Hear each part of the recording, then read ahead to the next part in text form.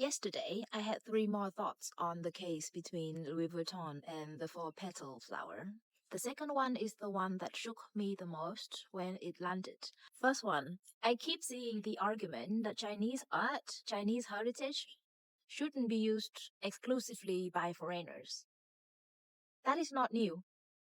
But here's the thing, the motive has never been exclusive to LV in the first place. Anyone with non-commercial intention can still use it and can even extend it to their own style. So that is contribution to the culture and contribution to the motive itself. What actually is owned is only the commercial right. And LV owns that for two plain reasons. They filed it first and they poured a lot of money into it. Economically, that just makes sense. I go further. An individual, a non-profit, anyone who wants to express their own take on the motive can go to LV and play together. That would be the great playground for everyone to join.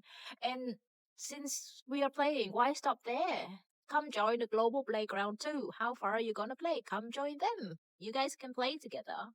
It's open for everyone. Second thought, I think I understand why all of this feels like a coordinated effort. Maybe it isn't one. The more I sit with it, the more I think social behavior is rooted deeper in psychology than someone is planning a plot. A lot of people are saying that Chinese are bringing products back to their real price. And in that case, real means something physical, tangible, things that you can hold in your hand. And they are right, in a way. A bag alone itself shouldn't cost too much. Everything on top of it is value added from the brand, from the community, from the interaction and the realization of ideas and stories that got together. But here's the twist. The very people arguing for real physical price are the ones craving the meaning they now see sitting in a simple motive. And that meaning isn't something that you have to borrow. As a producer, a manufacturer, the global player, you can put story into almost anything. A detergent, a wheel, a tire, a hair tie. And your customer will see themselves in it too and appreciate it and buy it from you without you having to ever have to borrow it from someone else. So maybe the reason of all of this erupted at once is simpler than a conspiracy. Society has hit a point where it is asking for meaning, and we mistook that hunger for a fight. Lawsuits, headlines, divisions, instead of saying, okay, there is something's off at a fundamental psychological level. And maybe we can think it through and deal with it together because if we don't deal with it, it will keep coming up. Not just for LV, but for everyone. On one side, the reasoning is, why did I invest so much and people still think that I'm stealing? On the other side, why is this simple motive that looks exactly like what have been created centuries ago in China that is so simple and people still want it? The gap between those two is the value that's been left out by the design of the economy. We thought we were optimizing the products, the offers.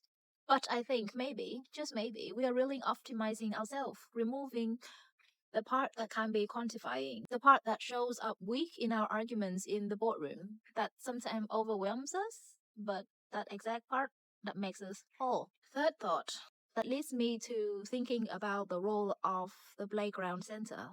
For creative, LV is a playground, a place to express a point of view through the motive. But there are many LVs in the economy and many others creator.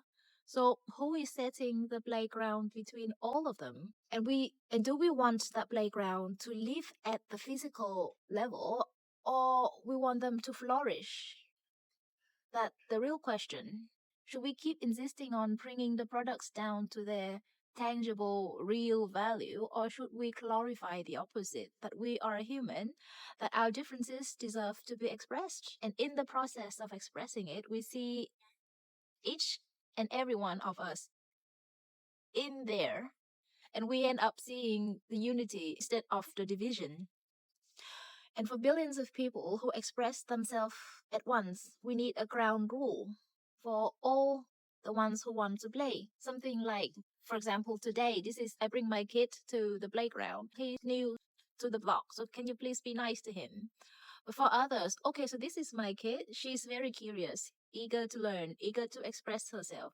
Okay, she's outright a bit aggressive, but she genuinely also just wants to play. Maybe there is a place for her and she can change, or she can learn how to be in the community in the process of being in them. And to close, come back to the illusion that I have had. Maybe none of this is a blot. Maybe it's just how society expresses itself naturally through everything that it has been through. And in the process, we see that there's something that still need discussing. Things move fast now that we never get to look back and ask, as human, what we actually need and how that has changed. We feel lack in our soul, don't know where that lack come from and where our soul has gone. And we end up pointing at things saying, that was once mine. Maybe the move is to remodel the real world so that we see its part as they actually are, then sit down and agree between ourselves that the lack is real and that we can make up for it deliberately. It is okay to demand everything that we want, we just need a place for it all. And the greatest thing, we do have places for every one of us as a whole individual. That means admitting both sides of ourselves. That for some product, we just want what we can use them for. For others, we want to express ourselves through them. I bet when someone is happy creating, so solid in all their weaknesses and strength, expressing themselves through their toy cars or their computers or their dresses, they don't mind other people geeking out about a random circle or a tree or insects. They start seeing the reason in it too, while reflecting on how their own passion drives them. Not everything needs to be dragged down to a physical level. And the fact that we are doing it is exactly what creates the division. We shrink the possibilities into something that is so suffocatingly small when we've got the whole wide universe to ourselves. Did you know that the universe have enough planet for each of us to have our own? But do we want to be a little prince? Do we want to be the little prince who owns his planet but alone?